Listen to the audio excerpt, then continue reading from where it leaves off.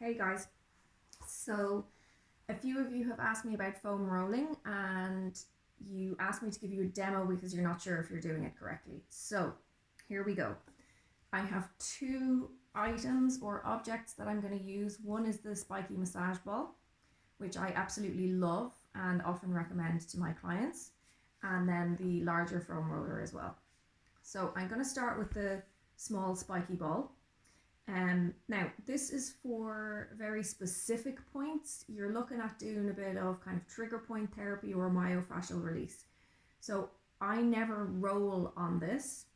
I pop it in underneath the muscle that needs a bit of work on it and just let it do its thing. I focus on breathing, I relax into it. I'm not rolling around on it, it's just too deep. So, just to show you, I'm going to work on, say, around the shoulder here. Lie down. If you want to try it on a soft surface first, maybe just to test the water, maybe on your bed. And that way, if it's a little bit too much, it'll sink down into the bed, so it's a bit safer, if you like. But otherwise, on a hard surface, and I'm just going to pop it underneath my shoulder, have a bit of tension in there, and just relax. Okay, that's not quite the right spot. I'm going to go teeny little bit higher. Okay, so once you've got the ball under the correct spot, you're just going to relax there and breathe. Nice big deep breaths, relax. Breathing into the belly. Relax as you exhale. Release tension from anywhere else in your body. Just let go. And as you relax, the ball kind of pushes up into the muscle.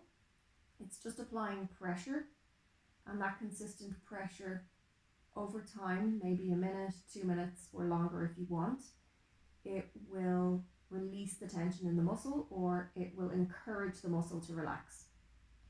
So do make sure you have it in the right spot. If you change position slightly when you relax, just adjust, get it right in there again. And that's all you've got to do.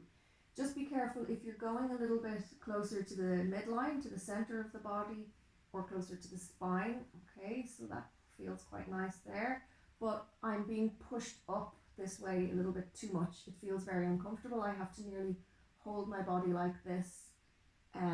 It's not good for my posture or for anything else. So what we can do is maybe pop something underneath the other side. I'm just going to put my fist under there for now. But what you can do is maybe roll up a towel or a couple of books, even a cushion, whatever you have handy. And maybe one under your head as well, so that you're all kind of on the same plane, parallel to your mat, and you're not contorting your body at all. Then same thing, you're going to relax into it, breathe. If it's too deep, you need to take it away from there. It's just not going to work. If it's too deep, you're going to clench and you're not going to get in there. No rolling, remember, because it's just a little bit too deep. So the other one then is the larger foam roller. And say for an area that's a bit bigger, you can get in there with the larger roller, maybe lie on it, and you can follow the same technique if you like, whereby you're just going to lie there and let the pressure get into the muscle, encouraging the muscle to relax. Okay, but you can roll, of course, as well. So maybe under the legs. And the trick when you're working on the bigger foam roller, okay, so we've got to roll our bodies. We've got to roll along the roller.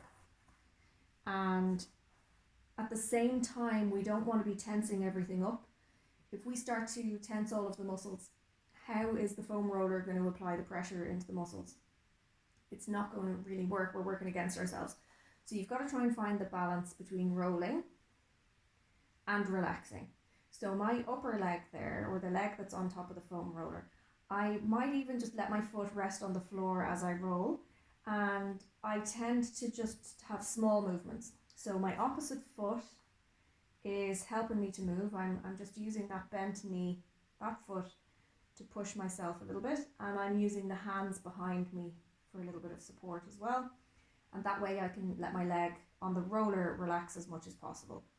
Okay, then maybe I'm going to change my position a little bit to get a little bit lower down on the hamstrings there. And I think that smaller movements are better. This is what I do anyway. Try and relax that leg as much as possible, because again, if you tense up, you're fighting against yourself. Same on the lower leg. It's a little bit easier on the lower leg because I can totally let that leg relax now. I can let it go loose and limp, and I use the other foot and my hands to roll myself gently. Small movements, and then maybe move the roller and go again. Okay, if you're going to get into the glutes or around the hip here, it's exactly the same, but it can be a bit more intense. So you just want to put your body at an angle and then roll, and small movements again. I'm using my hands and I'm using this foot to move myself and keep the leg that I'm rolling on, or the side that I'm rolling on, as relaxed as possible.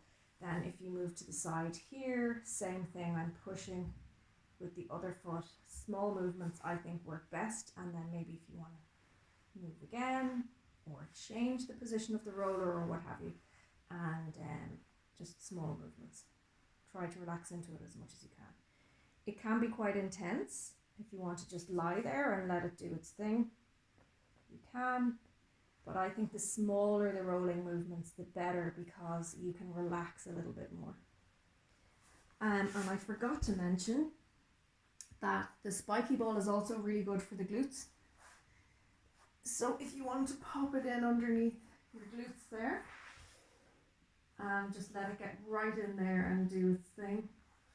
Maybe change the position, find where the tight muscles are, and let it do its thing.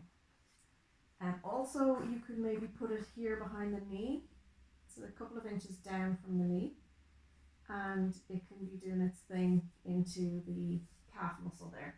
Maybe pull with the hands a little bit, or that might even be too deep. We might move the hands up a little bit, or give it a good pull and then release and go again. Maybe change the position a little bit lower down and do the same thing. So that's it really. That is using the spiky ball and the big foam roller to get into all of your muscular aches and pains.